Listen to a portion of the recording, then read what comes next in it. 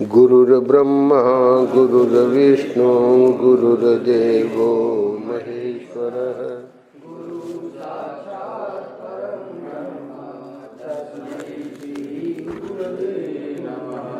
रामं रामानुजं सीतां भरतं भरतानुजं सुग्रीवं वायुसूनुं च प्रणमामि पुनः पुनः।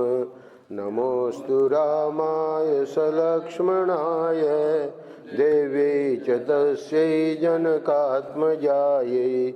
नमोऽस्तु रुद्रेन्द्रयमानिलेभ्यो नमोऽस्तु चन्द्रार्कमरुद्गणेभ्यः। नारायण नारायण नारायण नारायण। श्रीमद् वाल्मीकि रामायण के बालकांड में हम लोग क्रमशः कल जिन घटनाओं का यहाँ जिन घटनाओं की चर्चा हुई, शतानंद के पूछने पर विश्वामित्र का उन्हें श्री राम के द्वारा अहल्या के उद्धार का समाचार बताना, शतानंद द्वारा श्री राम का अभिनंदन करते हुए विश्वामित्र जी के पूर्व चरित्र का वर्णन। उसमें क्या क्या बातें आई विश्वामित्र जी की। महर्षि वशिष्ठ द्वारा विश्वामित्र का सत्कार और कामधेनु को अभिष्ट वस्तुओं की सृष्टि करने का आदेश। ये राजा थे विश्वामित्र और एक अक्षौणी सेना लेकर विचरने लगे। वशिष्ठ जी के आश्रम में जब गए तो वहाँ जो कामधेनु थी वशिष्ठ जी की, तो देखा कि बड़ी अद्भुत है वो। कामधेनु की सहायता से उत्तम अन्न पान द्वारा सेना सहित तृप्त हुए विश्वामित्र का वशिष्ठ से उनकी कामधेनु को मांगना और उनका देने से अस्वीकार करना। कल ये सब प्रसंग हम लोगों ने सुने हैं। उसके बाद जो घटना हुई, विश्वामित्र का वशिष्ठ जी की गौ को बलपूर्वक ले जाना, मतलब ले जाना नहीं, लेने का प्रयास, ले जाने का प्रयास करना। गौ का दुखी होकर वशिष्ठ जी से इसका कारण पूछना और उनकी आज्ञा से शक, यवन, पल्लव आदि वीरों की सृष्टि करके उनके द्वारा विश्वामित्र जी की सेना का संहार करना। उसके अगले अध्याय में कल जहाँ प्रसंग को, जिस अध्याय को पूरा करके हमने विराम दिया, अपने 100 पुत्रों और सारी सेना के नष्ट हो जाने पर विश्वामित्र का तपस्या करके महादेव जी से दिव्यास्त्र पाना तथा उनका वशिष्ठ के आश्रम पर प्रयोग करना एवं वशिष्ठ जी का ब्रह्मदंड लेकर उनके सामने खड़ा होना। तो एक पुत्र रह गया था, 101 पुत्र रहे होंगे, तो उनको राजा बना के और ये स्वयं तपस्या करने लगे। महादेव जी प्रसन्न हुए तो उनसे सब अस्त्रों का ये मांगा और सब अस्त्रों का ज्ञान जब इनको मिल गया तो विश्वामित्र जी को लगा कि अब तो वशिष्ठ जी बचेंगे नहीं। तो जब गए हैं और पूरा आश्रम उजाड़ हो गया, तो अब आगे की घटना में आज हम देखते हैं 56वें अध्याय में वशिष्ठ जी के ऐसा कहने पर वशिष्ठ जी ने क्या कहा। उन्होंने कहा कि यमदंड के समान भयंकर डंडा हाथ में उठाकर तुरंत उनका सामना करने के लिए वे तैयार हो गए और उन्होंने कहा कि अरे तूने चिरकाल से पाले पोसे तथा हरे भरे किए हुए इस आश्रम को नष्ट कर दिया, उजाड़ डाला, इसलिए तू दुराचारी और विवेक शून्य है। विश्वामित्र को वशिष्ठ जी ने कहा, और इस पाप के कारण तू कुशल से नहीं रह सकता। तो वशिष्ठ जी कहते हैं, अरे खड़ा रह। उस समय द्वितीय काल दंड के समान ब्रह्म दंड को उठाकर भगवान वशिष्ठ ने क्रोधपूर्वक इस प्रकार कहा, हे क्षत्रिय अधम, ले यह मैं खड़ा हूँ, तेरे पास जो बल हो उसे दिखा। हे गाधिपुत्र, आज तेरे अस्त्र शस्त्रों के ज्ञान का घमंड में अभी धूल में मिला दूंगा। हे क्षत्रिय कुल कलंक, कहाँ तेरा क्षात्र बल और कहाँ महान ब्रह्म बल, मेरे दिव्य ब्रह्म बल को देख ले। गाधिपुत्र विश्वामित्र का वह उत्तम एवं भयंकर आग्नेयास्त्र वशिष्ठ जी के ब्रह्म दंड से उसी प्रकार शांत हो गया जैसे पानी पड़ने से जलती हुई आग का वेग। तब गाधिपुत्र विश्वामित्र ने कुपित होकर वारुण, रौद्र, ऐन्द्र, पाशुपत, एशीक नामक अस्त्रों का प्रयोग किया। उसके पश्चात क्रमशः मानव, मोहन, गांधर्व, स्वापन, जृंभण करीब करीब 30-40 अस्त्रों के नाम दिए हैं। तो ये पहले भी ये सब नाम आ चुके हैं। भयंकर त्रिशूलास्त्र, कापालास्त्र और कंकणास्त्र, ये सभी अस्त्र उन्होंने वशिष्ठ जी के ऊपर चलाए। जपने वालों में श्रेष्ठ, 13वां श्लोक, जपने वालों में श्रेष्ठ महर्षि वशिष्ठ पर इतने अस्त्रों का प्रहार वह एक अद्भुत सी घटना थी। परंतु ब्रह्मा के पुत्र वशिष्ठ जी ने उन सभी अस्त्रों को केवल अपने डंडे से ही नष्ट कर दिया। यहाँ एक और है ब्रह्मा जी के मानस पुत्र वशिष्ठ जी, और एक और है विश्वामित्र जो गाधी पुत्र हैं, तो इसमें भी काफ़ी फर्क है। उन सब अस्त्रों के शांत हो जाने पर गाधी नंदन विश्वामित्र ने ब्रह्मास्त्र का प्रयोग, अब एक ही बचा उनके पास, वो है ब्रह्मास्त्र। ब्रह्मास्त्र को उद्यत देख अग्नि आदि देवता, देवर्षि, गंधर्व और बड़े बड़े नाग भी दहल गए। ब्रह्मास्त्र के ऊपर उठते ही तीनों लोकों के प्राणी थर्रा उठे। वशिष्ठ जी ने अपने ब्रह्म तेज के प्रभाव से उस महाभयंकर ब्रह्मास्त्र को भी ब्रह्मदंड के द्वारा ही शांत कर दिया। उस ब्रह्मास्त्र को शांत करते समय महात्मा वशिष्ठ का वह रौद्र रूप तीनों लोकों को मोह में डालने वाला और अत्यंत भयंकर जान पड़ता था। यानी ब्रह्मास्त्र को शांत करना कोई मामूली घटना नहीं है, तो उसका वर्णन आगे कर रहे हैं। महात्मा वशिष्ठ के समस्त रोमकूपों में से किरणों की भांति धूम युक्त आग की लपटें निकलने लगे। वशिष्ठ जी के हाथ में उठा हुआ द्वितीय यमदंड के समान वह ब्रह्मदंड धूम रहित कालाग्नि के समान प्रज्वलित हो रहा था।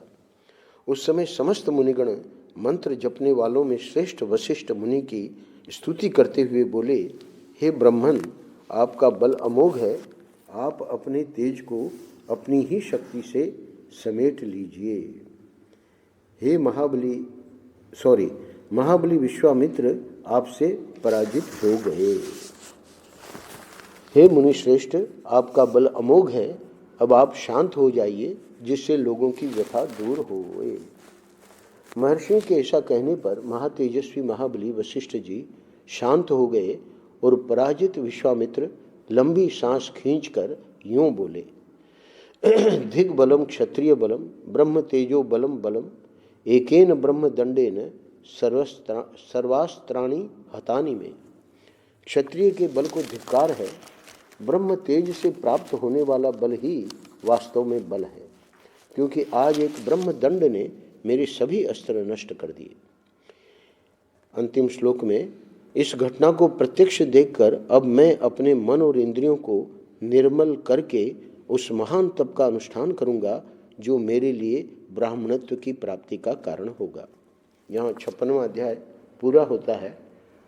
मिथिला में भगवान आए हैं धनुष यज्ञ देखने, धनुष का दर्शन करने, और अभी 10 अध्याय और हैं जिसमें शतानंद जी वर्णन करेंगे। ये बहुत ही प्रभावित हैं विश्वामित्र जी से, और ये सामान्य बात नहीं है, क्योंकि विश्वामित्र जी के आगे की तपस्याओं का और क्या क्या उसमें विघ्न आते हैं, इसका वर्णन महाभारत में भी है, यहाँ भी है। विश्वामित्र की तपस्या। हे श्री राम, शतानंद जी सुना रहे हैं, राजा जनक के पुरोहित। तदनंतर विश्वामित्र अपनी पराजय को याद करके मन ही मन संतप्त होने लगे।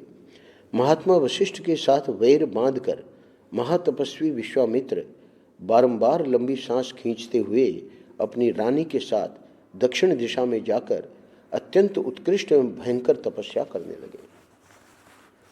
वहां मन और इंद्रियों को वश में करके वे फल मूल का आहार करते तथा उत्तम तपस्या में लगे रहते थे। वहीं उनके हविष्पंद, मधुस्पंद, दृढ़ नेत्र और महारथ नामक 4 पुत्र उत्पन्न हुए, जो सत्य और धर्म में तत्पर रहने वाले थे। दक्षिण में ही तपस्या करते हुए रानी के साथ, तो ये 4 पुत्रों का वर्णन है जो कि वहाँ हुए। और 1000 वर्ष पूरे हो जाने पर लोक पितामह ब्रह्मा जी ने तपस्या के धनी विश्वामित्र को दर्शन देकर मधुर वाणी में कहा, हे कुशिक नंदन, तुमने तपस्या के द्वारा राजर्षियों के लोकों पर विजय पाई है। इस तपस्या के प्रभाव से हम तुम्हें सच्चा राजर्षि समझते हैं। अब ये तपस्या कर रहे हैं ब्रह्मर्षि के लिए कि हमको ब्रह्मर्षि का पद मिले, और ब्रह्मा जी अभी इनको राजर्षि ही कहते हैं, ब्रह्मर्षि नहीं कहे। यह कहकर संपूर्ण लोकों के स्वामी ब्रह्मा जी देवताओं के साथ स्वर्गलोक होते हुए ब्रह्मलोक को चले गए। उनकी बात सुनकर विश्वामित्र का मुख लज्जा से कुछ झुक गया। वे बड़े दुख से व्यथित हो दीनतापूर्वक मन ही मन यूं कहने लगे, अहो, मैंने इतना बड़ा तप किया तो भी ऋषियों सहित संपूर्ण देवता मुझे राजर्षि ही समझते हैं। मालूम होता है इस तपस्या का कोई फल नहीं हुआ। मन में ऐसा सोचकर अपने मन को वश में रखने वाले महातपस्वी धर्मात्मा विश्वामित्र पुनः भारी तपस्या में लग गए। इसी समय इक्ष्वाकु कुल की कीर्ति बढ़ाने वाले एक सत्यवादी और जितेंद्रिय राजा राज्य करते थे। उनका नाम था त्रिशंकु। उनके मन में यह विचार हुआ कि मैं ऐसा कोई यज्ञ करूं जिससे अपने इस शरीर के साथ ही देवताओं की परम गति स्वर्गलोक को जा पहुंचूं। बड़े विचित्र विचित्र राजा होते थे।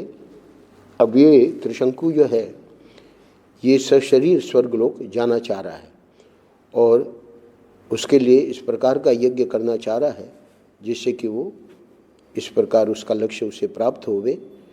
तब उन्होंने वशिष्ठ जी को बुलाकर अपना यह विचार उन्हें कह सुनाया।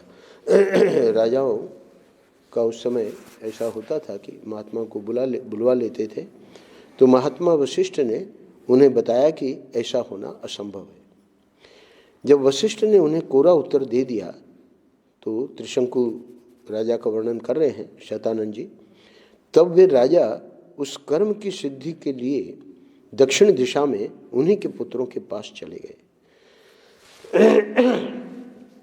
वशिष्ठ जी के पुत्र दक्षिण में थे। वशिष्ठ जी के वे पुत्र जहाँ दीर्घ काल से तपस्या में प्रवृत्त होकर तप करते थे, उस स्थान पर पहुंचकर महातेजस्वी त्रिशंकु ने देखा कि मन को वश में रखने वाले वे 100 परम तेजस्वी वशिष्ठ कुमार तपस्या में संलग्न हैं। उन सभी महात्मा गुरुपुत्रों के पास जाकर उन्होंने क्रमशः उन्हें प्रणाम किया और लज्जा से अपने मुख को कुछ नीचा किए हाथ जोड़कर उन सब महात्माओं से कहा, हे गुरुपुत्रों, आप शरणागत वत्सल हैं। मैं आप लोगों की शरण में आया हूँ। आपका कल्याण हो। महात्मा वशिष्ठ ने मेरा यज्ञ कराना अस्वीकार कर दिया है। मैं एक महान यज्ञ करना चाहता हूँ, आप लोग उसके लिए आज्ञा दें। बताया कि मैं सशरीर स्वर्ग जाना चाह रहा हूँ। मैं समस्त गुरुपुत्रों को नमस्कार करके प्रसन्न करना चाहता हूँ। आप लोग तपस्या में संलग्न रहने वाले ब्राह्मण हैं। मैं आपके चरणों में मस्तक रखकर यह याचना करता हूँ कि आप लोग एकाग्र चित्त हो मुझसे मेरी अभिष्ट सिद्धि के लिए ऐसा कोई यज्ञ करावें जिससे मैं शरीर के साथ ही देवलोक में जा पहुँचूँ। महात्मा वशिष्ठ के अस्वीकार कर देने पर अब मैं अपने लिए समस्त गुरुपुत्रों की शरण में जाने के सिवाय दूसरी कोई गति नहीं देखता। समस्त इक्ष्वाकु वंशियों के लिए पुरोहित वशिष्ठ जी ही परम गति हैं। उनके बाद आप सब लोग ही मेरे परम देवता हैं। तो ये त्रिशंकु चूंकि इक्ष्वाकु वंश का था तो वशिष्ठ जी अथवा इनके गुरुपुत्र मतलब वशिष्ठ जी के पुत्र करावें तो ठीक, नहीं तो संभव नहीं है। अगले अध्याय में वर्णन है, हे रघुनंदन, शतानंद जी कह रहे हैं, राजा त्रिशंकु का यह वचन सुनकर वशिष्ठ मुनि के वे 100 पुत्र कुपित हो उनसे इस प्रकार बोले, हे दुर्बुद्धे, तुम्हारे सत्यवादी गुरु ने जब तुम्हें मना कर दिया है तब तुमने उनका उल्लंघन करके दूसरी शाखा का आश्रय कैसे लिया? समस्त इक्ष्वाकु वंशी क्षत्रियों के लिए पुरोहित वशिष्ठ जी ही परम गति हैं। उन सत्यवादी महात्मा की बात को कोई अन्यथा नहीं कर सकता। जिस यज्ञ कर्म को उन भगवान वशिष्ठ मुनि ने असंभव बताया है उसे हम लोग कैसे कर सकते हैं? तुम अभी नादान हो, अपने नगर को लौट जाओ। भगवान वशिष्ठ तीनों लोगों का यज्ञ कराने में समर्थ हैं, हम लोग उनका अपमान कैसे कर सकेंगे? गुरुपुत्रों का वह क्रोधयुक्त वचन सुनकर राजा त्रिशंकु ने पुनः उनसे इस प्रकार कहा, हे तपोधनो, भगवान वशिष्ठ ने तो मुझे ठुकरा ही दिया था। आप गुरुपुत्र गण भी मेरी प्रार्थना नहीं स्वीकार कर रहे हैं, अतः आपका कल्याण हो। अब मैं दूसरे किसी की शरण में जाऊंगा। तो होता यही है, जिस कुल के, जिस इक्ष्वाकु वंश है, तो जिस वंश के गुरु होते हैं, पुरोहित होते हैं, तो जब देखते हैं कि काम नहीं बना तो फिर मैं दूसरे किसी, क्योंकि अपनी वासना इतनी प्रबल होती है कि वो समझ नहीं पाता है व्यक्ति कि मुझे ये कार्य नहीं करना चाहिए, मुझे इसे छोड़ देना चाहिए। त्रिशंकु का यह घोर अभिसंधिपूर्ण वचन सुनकर महर्षि के पुत्रों ने अत्यंत कुपित हो उन्हें शाप दे दिया। अब जब कहा कि मैं दूसरे की शरण में जाऊंगा तो शाप मिला उसको। क्या शाप मिला सुनिए। अरे जा, तू चांडाल हो जाएगा। ऐसा कहकर वे महात्मा अपने अपने आश्रम में प्रविष्ट हो गए। वासना प्रबल रखने से क्या क्या विस्फोट होते हैं इसका वर्णन अभी आगे आने जा रहा है। पहला तो ये हो गया, शाप मिल गया चांडाल बनने का। तदनंतर रात व्यतीत होते ही राजा त्रिशंकु चांडाल हो गए। उनके शरीर का रंग नीला हो गया, कपड़े भी नीले हो गए, प्रत्येक अंग में रुक्षता आ गई। यहाँ संस्कृत में उसका अर्थ नीला कर रहे हैं, बल्कि काला होना चाहिए। प्रत्येक अंग में रुक्षता आ गई, सिर के बाल छोटे छोटे हो गए, सारे शरीर में चिता की राख सी लपट गई, विभिन्न अंगों में यथास्थान लोहे के गहने पड़ गए। हे श्री राम, अपने राजा को चांडाल के रूप में देखकर सब मंत्री और पुरवासी जो उनके साथ आए थे उन्हें छोड़कर भाग गए। वे धीर स्वभाव नरेश दिन रात चिंता की आग में जलने लगे और अकेले ही तपोधन विश्वामित्र की शरण में गए। घटना तो सबको मालूम ही थी कि वशिष्ठ जी का विश्वामित्र जी के साथ वैर है, तो इनको भी पता थी। अब जब कहा कि मैं दूसरे की शरण में जाऊंगा और इधर चांडाल बन गए, फिर भी सोच रहे हैं कि विश्वामित्र जी की शरण में जाने से और उनको जब पता लगेगा कि हमारी ये दुर्गति वशिष्ठ जी और उनके पुत्रों ने की है तो उनके मन में करुणा आवेगी ही। विश्वामित्र ने देखा राजा का जीवन निष्फल हो गया है। उन्हें चांडाल के रूप में देखकर उन महातेजस्वी परम धर्मात्मा मुनि के हृदय में करुणा भर आई। वे दया से द्रवित होकर भयंकर दिखाई देने वाले राजा त्रिशंकु से इस प्रकार बोले, हे महाबली राजकुमार, तुम्हारा भला हो। यहाँ किस काम से तुम्हारा आना हुआ है?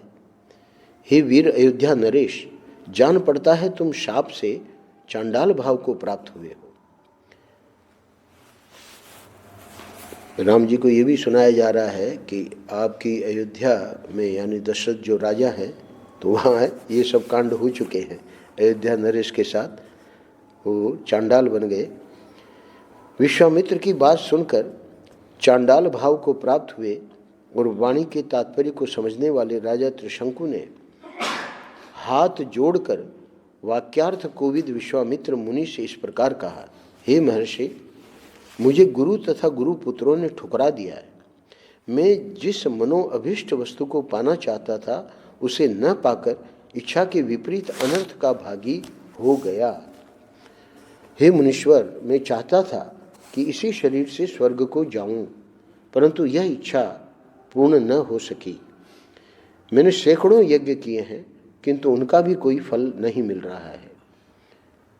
यानी कम से कम उन सैकड़ों यज्ञों का फल तो ये होना चाहिए था कि मैं चांडाल नहीं बनता, है ना, पर मैं यहाँ चांडाल भी बन गया और वो जो स्वर्ग जाना चाह रहा हूँ सशरीर, वो तो हुआ ही नहीं।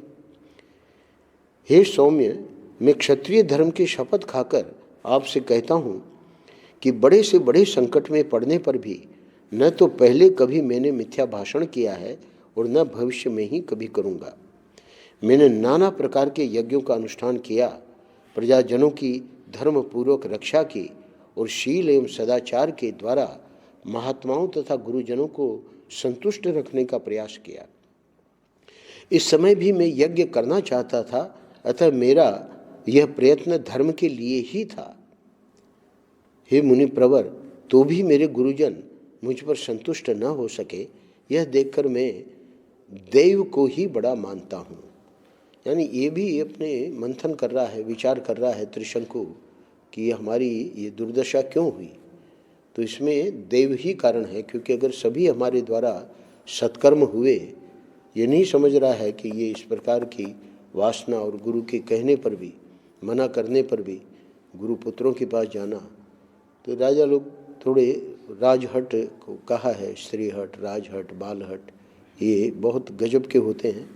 तो वो अपनी गलती नहीं देख पा रहा है और सोच रहा है कि देव के कारण ही हमारी भाग्य में ही ऐसा है। मैं देव को ही बड़ा मानता हूँ, पुरुषार्थ तो निरर्थक जान पड़ता है। तो पुरुषार्थ और देव के बीच में है धर्म। तो धर्म से जब बड़ों की आज्ञा का पालन व्यक्ति नहीं करता, वासना के वेग में ये सब अवहेलना करता है गुरुओं की, तो वो अपनी गलती नहीं समझ पा रहा है। दैव सब पर आक्रमण करता है, देव ही सबकी परम गति है। हे मुने, मैं अत्यंत आर्त यानी दुखी होकर आपकी कृपा चाहता हूँ। देव ने मेरे पुरुषार्थ को दबा दिया है। आपका भला हो, आप मुझ पर अवश्य कृपा करें। अब मैं आपके सिवाय दूसरे किसी की शरण में नहीं जाऊंगा, दूसरा कोई मुझे शरण देने वाला है भी नहीं। आप ही अपने पुरुषार्थ से मेरे दुर्दैव को पलट सकते हैं। यहाँ अध्याय 58वां पूरा होता है। अगले अध्याय में शतानंद जी कहते हैं, हे श्री राम, साक्षात चांडाल के स्वरूप को प्राप्त हुए राजा त्रिशंकु के पूर्वोक्त वचन को सुनकर कुशिक नंदन विश्वामित्र जी ने दया से द्रवित होकर उनसे मधुर वाणी में कहा।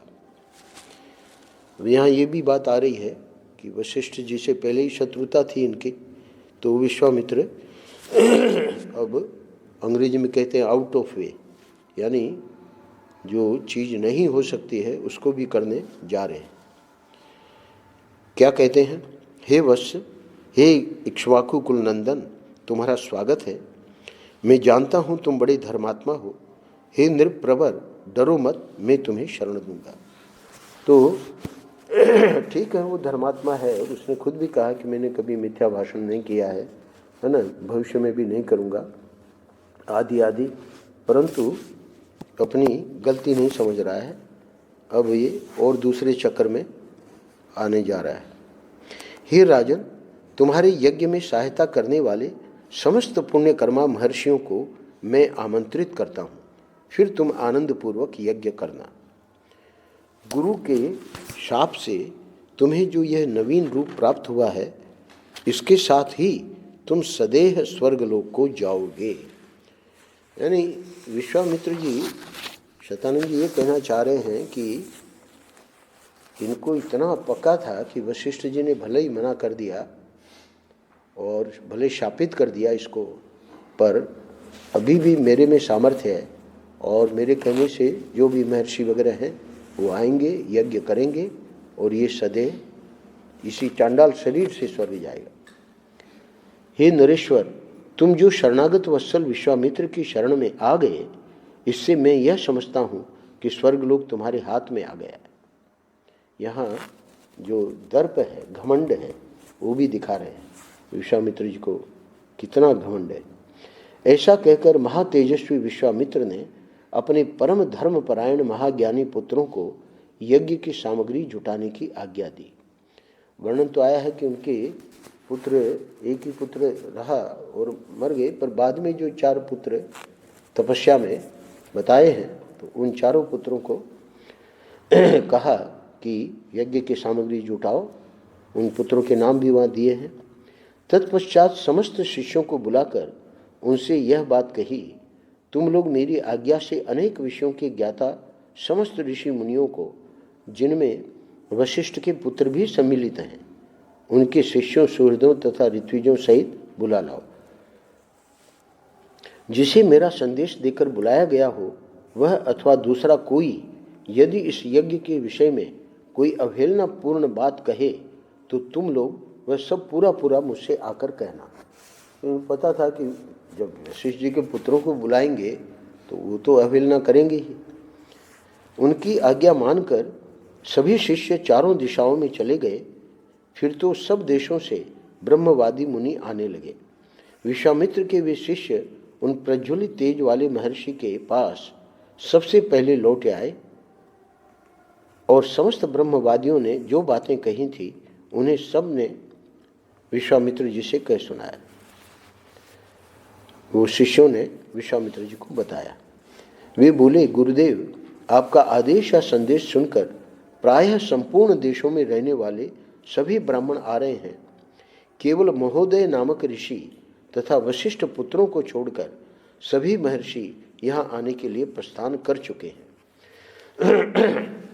तो ये महोदय नामक ऋषि भी कोई विशेष रहे होंगे उस समय, और वशिष्ठ पुत्रों ने भी अवहेलना कर दी। हे मुनिश्रेष्ठ, वशिष्ठ के जो 100 पुत्र हैं उन सब ने क्रोध भरी वाणी में जो कुछ कहा है वह सब आप सुनिए। विश्वामित्र जी ने विशेष रूप से कहा था कि मुझे आके बताना।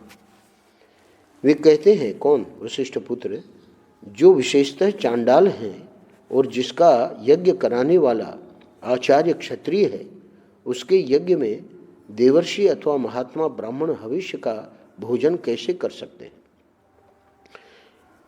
यज्ञ कराने वाला क्षत्रिय है और जजमान चांडाल है, तो हम लोग ब्राह्मण हैं, है ना, हम भविष्य भोजन कैसे करेंगे वहाँ?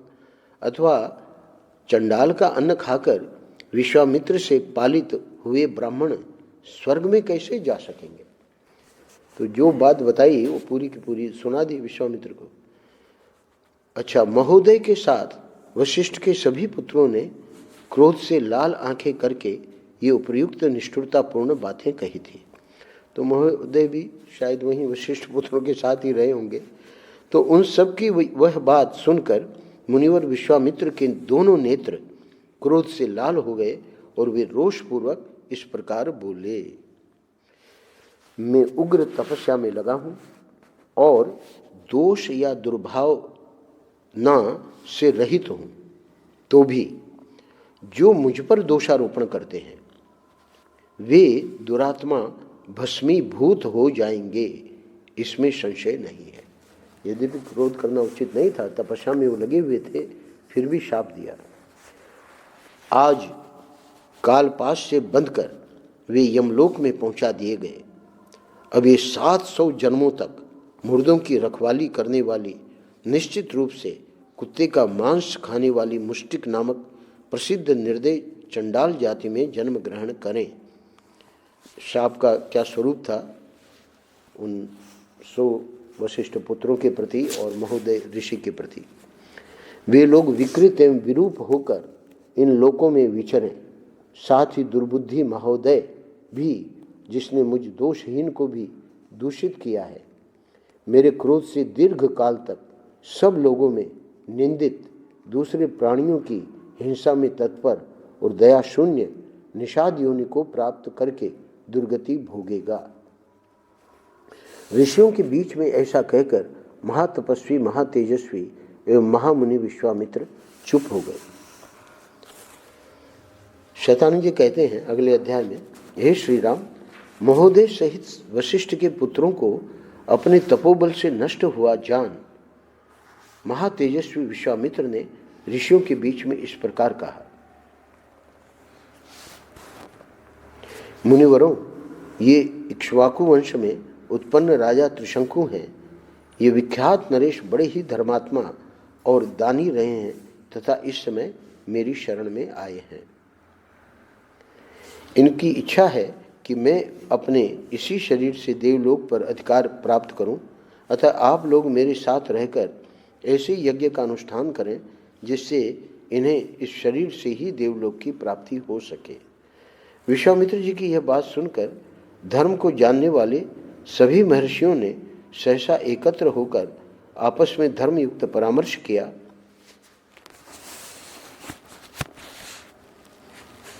हे ब्राह्मणों, आपस में क्या विचार कर रहे हैं? कुशिक के पुत्र विश्वामित्र मुनि बड़े क्रोधी हैं। ये जो बात कह रहे हैं उसका ठीक तरह से पालन करना चाहिए, इसमें संशय नहीं है। ये भगवान विश्वामित्र अग्नि के समान तेजस्वी हैं। यदि इनकी बात नहीं मानी गई तो ये रोषपूर्वक शाप दे देंगे। इसलिए ऐसे यज्ञ का आरंभ करना चाहिए जिससे विश्वामित्र के तेज से ये इक्ष्वाकु नंदन त्रिशंकु सशरीर स्वर्गलोक में जा सकें। इस तरह विचार करके उन्होंने सर्वसम्मति से यह निश्चय किया कि यज्ञ आरंभ किया जाए।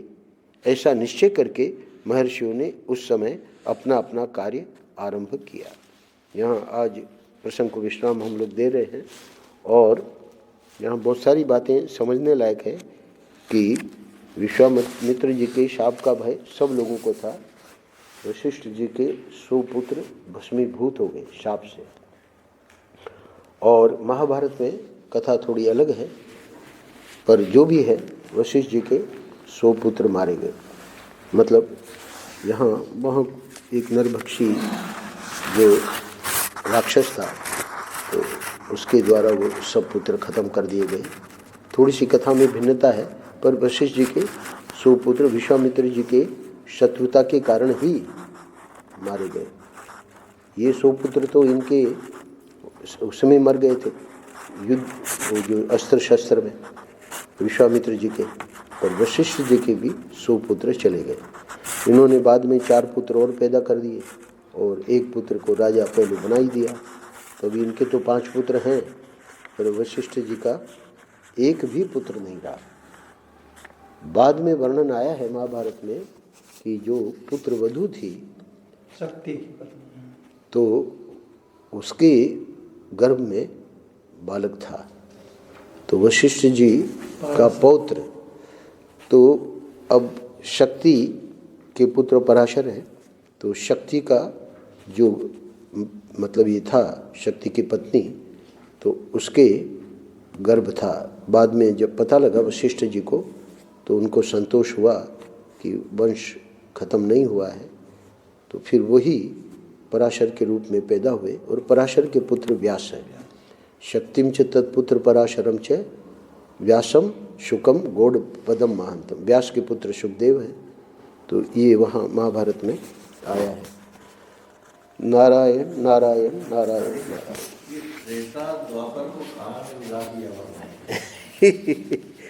ये चक्र है ना, सतयुग त्रेता